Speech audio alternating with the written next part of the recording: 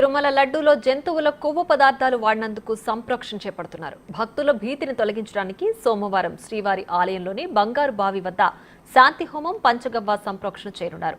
దీనికి సంబంధించి ఆగమ శాస్త్ర సలహాదారు రామకృష్ణ ఏమంటున్నారో మా ప్రతినిధి దామోదర్ అందిస్తారు.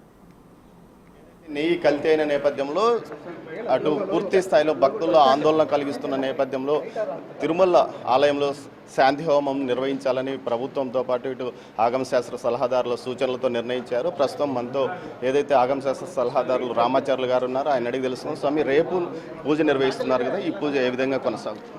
మనకి దేవాలయంలో ఉండేటువంటి యాగశాలలో రేపు పంచగవ్య ప్రోక్షణ అనేటువంటి కార్యక్రమంలో అది గో సంబంధమైనటువంటి ఆవు పాలు, ఆవు పెరుగు, ఆవు నెయ్యి, గోమయం, గోమూత్రం పంచగవ్యాలు అంటారు. ఇది మనం ఈ పవిత్రోత్సవాల తరువాత పవిత్రోత్సవాలకు ముందు ఉండేటువంటి సంవత్సర జనితమైనటువంటి దోషాలు పోవటం కోసం మనం ఆగస్టు 15 నుంచి 17 వరకు పవిత్రోత్సవాలు జరుపుకున్నాం.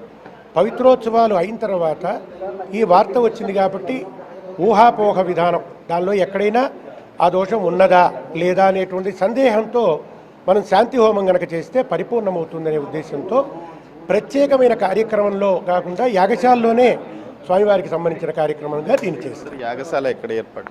యాగశాల ప్రత్యేకించి ఏం లేదు, నిత్యము స్వామివారి నిత్యహోమం జరిగేటువంటి బంగారు బావి దగ్గర ఉండే యాగశాలలోనే ఈ కార్యక్రమం దేవాలయంలోనే జరుగుతుంది. ఇప్పుడు ఇంకోటి ఏమంటే భక్తులు ఇది మిగతా అన్ని దేవాలయాలకి ఇదే నెయ్యి వాడారు కదా, అక్కడ కూడా చేయాలా లేకపోతే శాంతి హోమం ఒక చోటు చేస్తారు? తిరుమల క్షేత్రం గురించి మాట్లాడుకుంటున్నాం, అది విషయాలు. ఈ ఆనంద నిలయంలో కానీ ఈ అఖండ దీపానికి కూడా ఇదే నెయ్యి వాడారు కదా అంటే స్వామివారి సన్నిధిలో ఈ యాగశాలలో గనక చేస్తే అన్నిటికీ వర్తిస్తుంది.